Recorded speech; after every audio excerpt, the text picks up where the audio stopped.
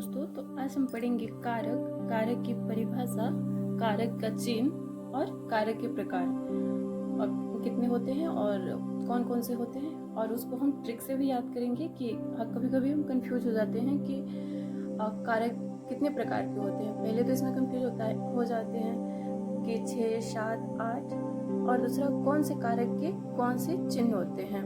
तो आज सब कुछ हम बेसिक से पढ़ेंगे और बिल्कुल अच्छे तरीके से पढ़ेंगे और ऐसा पढ़ेंगे कि फिर आप लोग को दोबारा ना पढ़ना पड़े।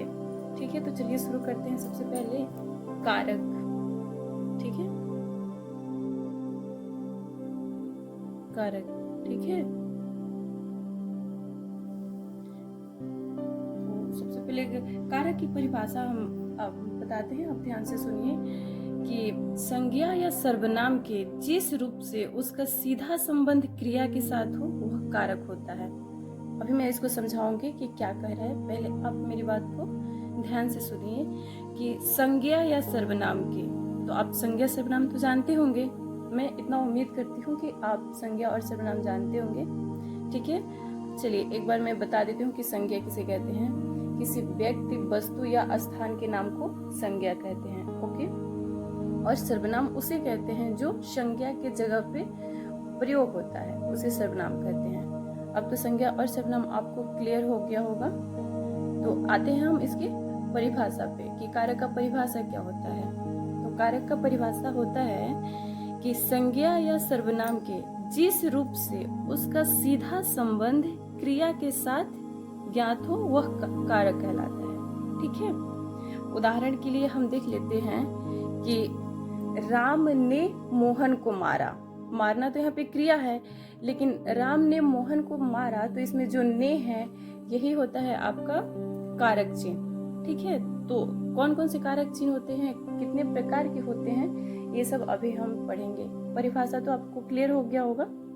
तो देखते हैं कि कारक की संख्या कितनी होती है। तो कारक की संख्या 8 होती है। ठीक है, कारक की संख्या 8 प्रकार के कारक होते हैं। पहले हम लिख लेते हैं कारक का नाम, फिर उसके हम चिन्ह को लिखेंगे। ठीक है, तो पहला कर्ता कारक होता है, कर्ता।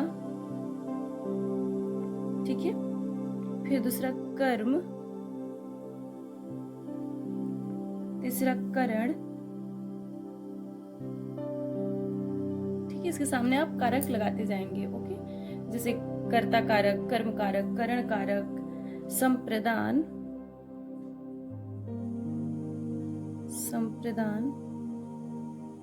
आपादान,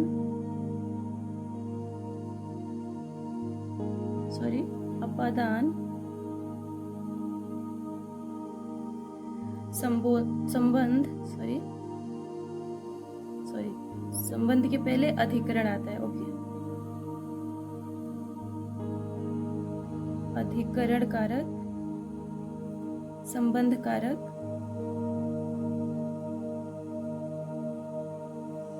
और लास्ट में संबोधन।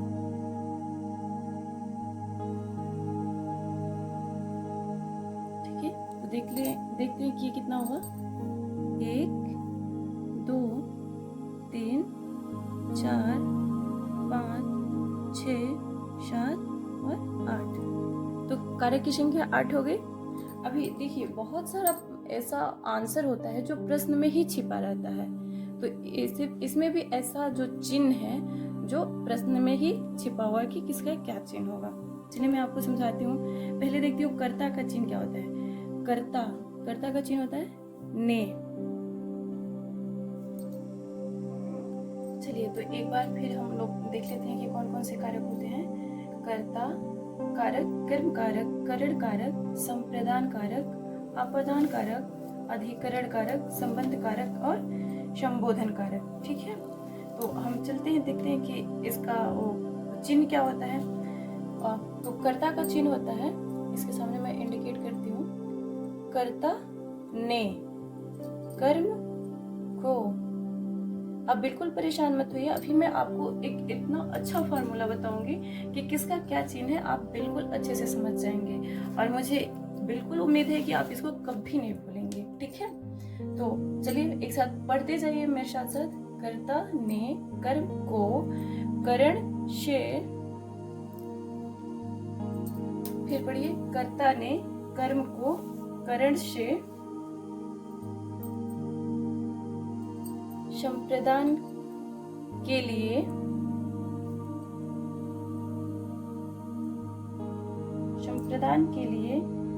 अपदान से, तो ये भी से आ गया और ये भी से आ गया, तो इसका ये से का प्रयोग तब होता है जब अलग हो जाता है, ठीक है, अलग होने के अर्थ में, अलग होने के अर्थ में, ठीक है। ये से का मतलब ये होता है, ठीक है। ये भी से, तो इसमें आप बिल्कुल भी कंफ्यूज मत होइएगा कि क्या है, ठीक है। अधिकरण, अधिकरण मतलब में पर, ठीक है, में पर हो गया अधिकरण का। संबंध, संबंध तो आप लोग जानते हैं, काके की, का के की, सा से सी से जो संबंध है वो तो आपको समझ में। संबोधन, जैसे किसी को कैसे संबोधन करते हैं, हे, अरे, ये संबोधन का चिन्ह हो गया, ठीक है। तो एक बार फिर मेरे साथ पढ़ लेते हैं, फिर मैं आपको ट्रिक बताऊंगी, वो भी एकदम अच्छी वाली ट्रिक जो आप कभी भूल ही नहीं पाएंगे। भूल गए तो फिर बताने की मैं आपका ट्रिक भूल गया और क्या इसकी चिन्ह है मैं बिल्कुल भी भूल गया, ठीक है। तो देखिए, कर्ता ने, एक बार ऐसे जैसे हम लोग याद किए हैं वो मैं आपको बता रही हूँ, उसमें तो कोई ट्रिक नहीं था।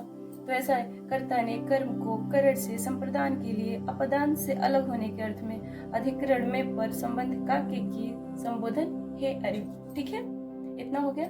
चलिए मैं आपके सामने ट्रिक लिख रही हूँ। चलिए दोस्तों, तो आ गया फार्मूला, इसका जो सूत्र है आपके सामने, कर्ता ने अरु कर्म को, ठीक है, जो है जैसे ये इसको हम हाईलाइट करते रहे, ठीक है। कर्ता का हो गया ने, तो चलिए ये कर्ता ने हो गया अरु, अरु तो मतलब ऐसे ही हम सूत्र बनाने के लिए यूज किए हैं, कर्ता ने अरु कर्म को, तो कर्ता का चिन्ह हो गया ने, कर्म का हो गया को।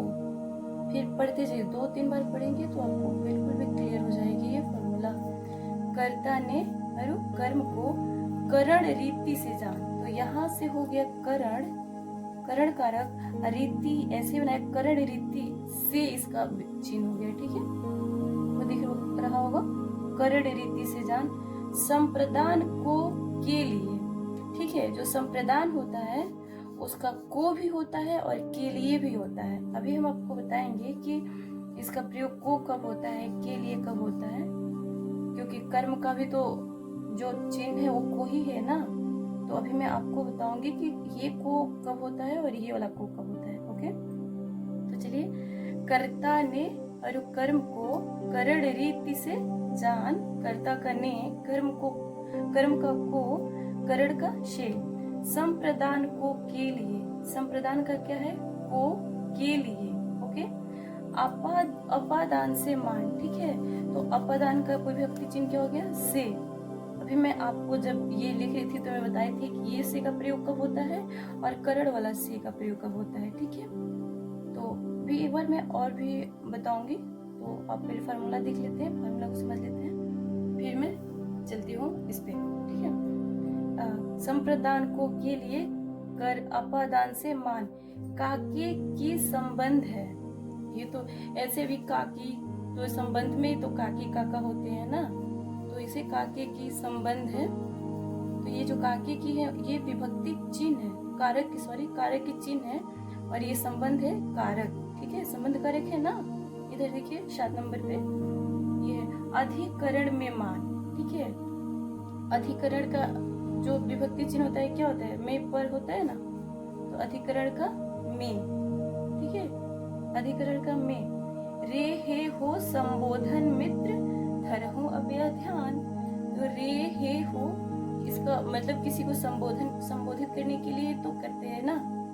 अच्छा एक चीज देखिएगा, एक बात देखिएगा कि यहाँ पे ऐसे करके ये संबोधन का चिन्ह होता है, ओके। रे हे हो के सामने जो है, तो ये हो गया आपका कारक चिन्ह और ये हो गया आपका कारक। मैं हाईलाइट कर दी हूँ, आपको दिख रहा होगा नहीं? चलिए ठीक है, एक बार फिर पढ़ लेते हैं। कर्ता ने अरु कर्म को करण रीति से जान, संप्रदान को के लिए अपादान से मान, काके की संबंध है अधिकरण में मान, हे हो संबोधन मित्र धरहूं अब यह ध्यान। इसमें लिखा भी है धरहूं अब यह ध्यान, मतलब इसको ध्यान ही रखना है। ओके, चलिए ये कर्ता ने, तो इसका हम उदाहरण भी अभी आपको देंगे। कर्म को करण से, ठीक है, संप्रदान के लिए, संप्रदान आप देख रहे हैं, संप्रदान मतलब दूसरों को प्रदान करना, दूसरों को देना। अगर हम जैसे राजा ने प्रजा में कंबल बांटे, ठीक है, तो यहाँ संप्रदान कारक हो गया, ठीक है। चाहे राजा ने प्रजा के लिए बहुत सारा क्या हीरा दिए, ऐसे कुछ भी मान सकते हैं, तो यहाँ पे संप्रदान हो गया। आपादान मतलब अलग हो गया। आपादान अलग होने के अर्थ में जैसे होता है कि पेड़ से पत्ते गिरते हैं, तो जब पेड़ से पत्ते गिर गए तो पेड़ और पत्ता में कोई संबंध नहीं रहा, वो अलग हो गए तुरंत ही। जैसे मोहन छत से कूद गया, तो मोहन का छत से पहले रिश्ता था, लेकिन जब कूद गया तो उसे कोई रिश्ता नहीं है, ठीक है, तो वहाँ अपादान हो गए। अधिकरण, अधिकरण देख रहे हो आप, आवाज से बोलेंगे तो खुद ही समझ में आएगा। अधिकरण मतलब ऊपर, किसी के ऊपर, ठीक है।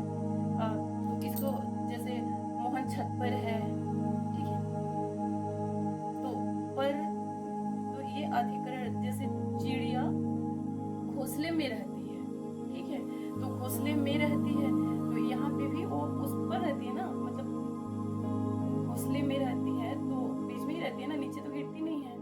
तो जिसपे उसका अधिकरण हो मतलब अधिकार हो, इसको अधिकरण ऐसे कर लेंगे जिसपे उसका अधिकार हो, वो अधिकरण होता है।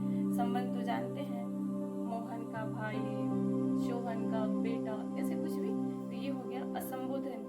अरे सुनो, अरे मतलब संबोधित कर रहे हैं, अरे ओ क्या कर रहे हो, ऐसा होता है ना, तो चिल्लाने के लिए या किसी को संबोधित करने के लिए इसका प्रयोग करते हैं, ठीक है। तो आई थिंक आप लोग को इतना समझ में आ गया होगा। बहुत बार क्या होता है कि एग्जाम में यूपी टेट सीटेट का एग्जाम या फिर वो जो वनडे एग्जाम होता है, उसमें बस ये पूछ लेता है कि कारक की संख्या कितनी होती है, कौन सी कारक को, मतलब को जो है ऐसे दे देगा कि को किस कारक का चिन्ह है, ठीक है। तो बहुत सारा ऑप्शन दे देगा, करण, संप्रदान, कर्ता, कर्म। तो अगर आप लोग को या तो ये ट्रिक याद रहेगा